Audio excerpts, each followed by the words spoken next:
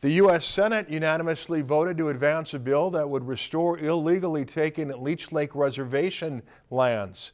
The bill would restore lands illegally taken by the U.S. Forest Service in the 1940s and 1950s.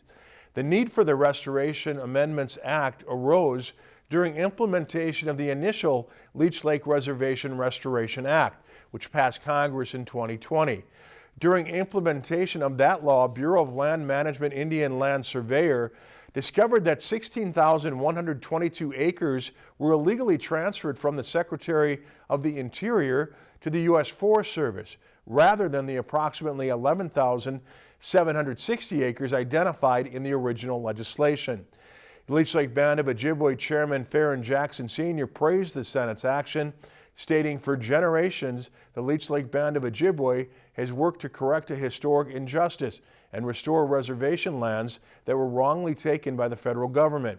Today's unanimous Senate vote brings us one important step closer to making that right. I'm deeply grateful to Senators Tina Smith and Amy Klobuchar for their leadership and tireless efforts to move this bill through the United States Senate."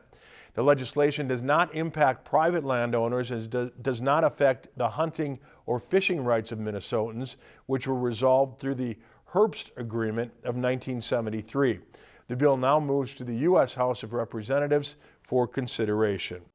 Lakeland News is a nonprofit news organization. Donate to Lakeland PBS today to support your local news team.